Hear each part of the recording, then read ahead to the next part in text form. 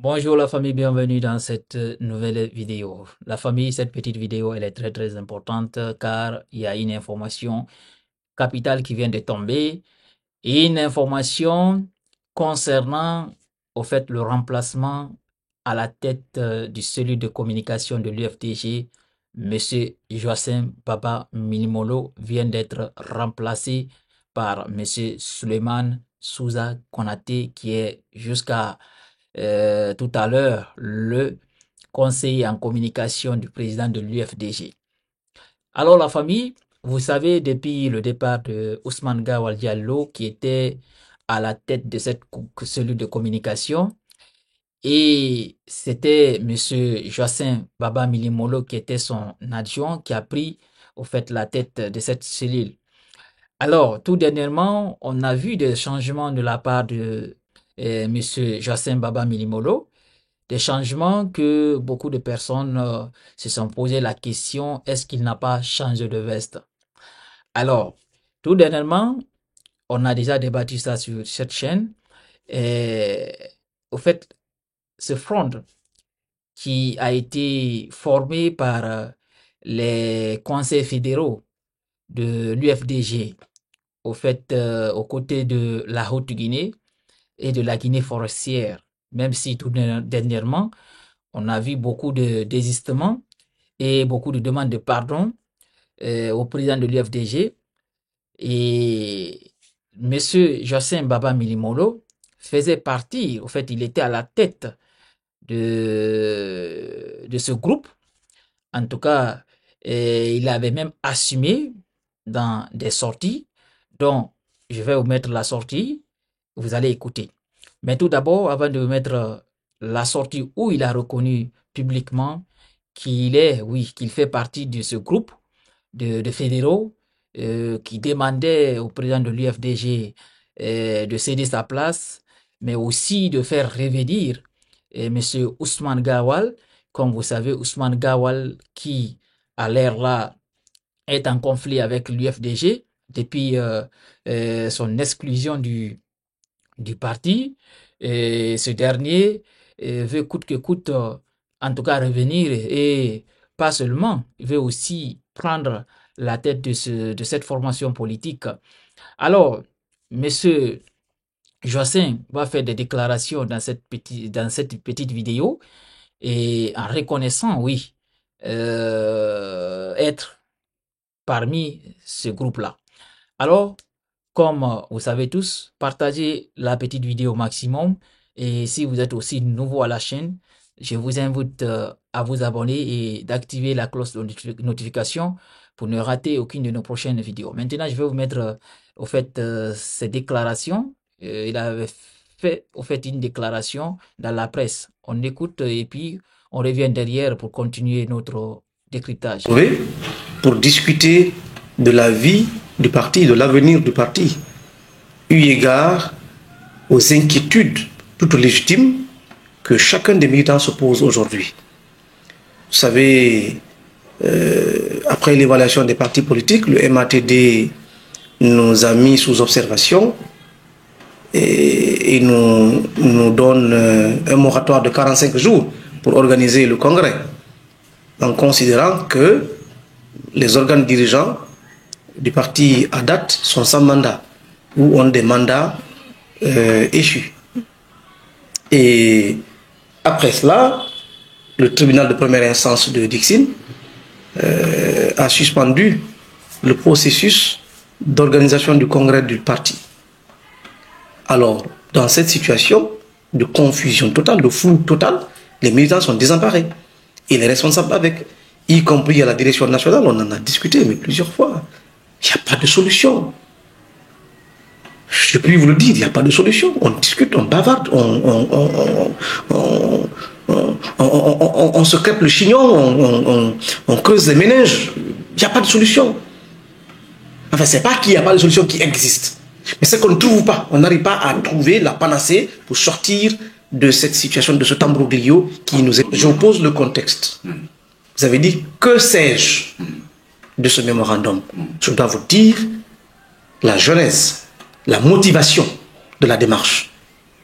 Parce que c'est là que le débat est biaisé. Moi, je ne joue pas au jeu des hypocrites, au jeu des adversaires ou de mes détracteurs internes au sein du parti.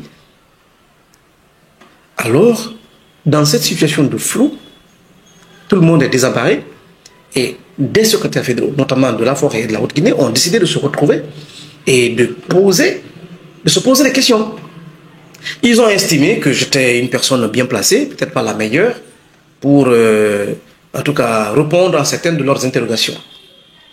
Je suis quand même le coordinateur de la communication du parti. Ils ont estimé que je suis outillé pour répondre à leurs interrogations. Et ils m'ont invité à prendre part à cette réunion.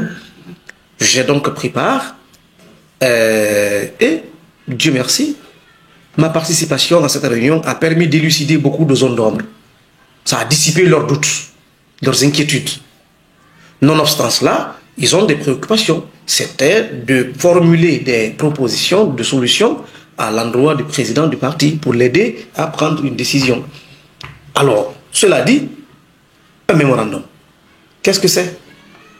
Un mémorandum, c'est un outil de communication. C'est un outil de dialogue. Il ne s'agit pas d'un communiqué public. Il ne s'agit pas d'une pétition. Il ne s'agit pas d'une lettre ouverte. Il ne s'agit pas d'une déclaration. Il s'agit de mémorandum. À l'attention de Monsieur le Président du parti.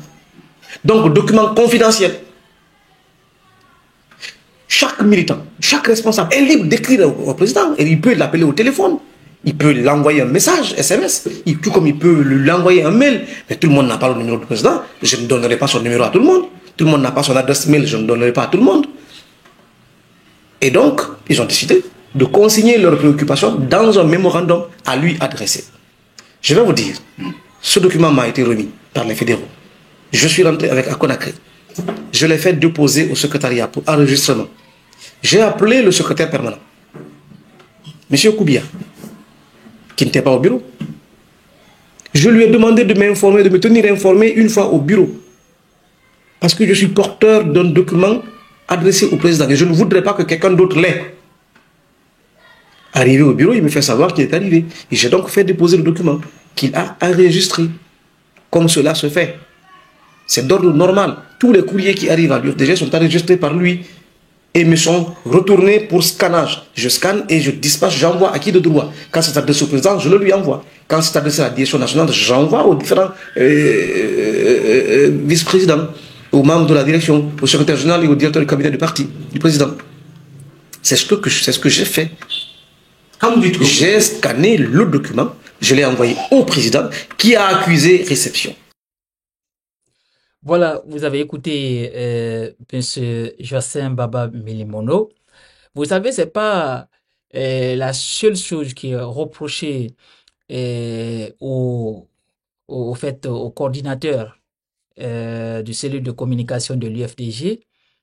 Et tout dernièrement aussi, on a vu son nom sur une liste au fait des personnes qui ont été retenues, en tout cas pour travailler dans une structure au sein du MATD, au ministère de l'administration du territoire et de la décentralisation. On avait vu son nom sur cette liste. Mais tout ça, ça n'a pas en tout cas fait beaucoup de polémiques. Mais ce qui a vraiment causé sa chute, c'est ce mémorandum des fédéraux de la Haute-Guinée et de la Guinée forestière. Et un mémorandum où ces personnes ont demandé des choses vraiment incroyables au président de l'UFDG, et comme ce que je vous ai dit à l'entame de la petite vidéo, en demandant ce dernier d'être le président d'honneur du parti, au fait céder sa place du président du parti. Et puis, en plus, tout ça, c'est pas grave.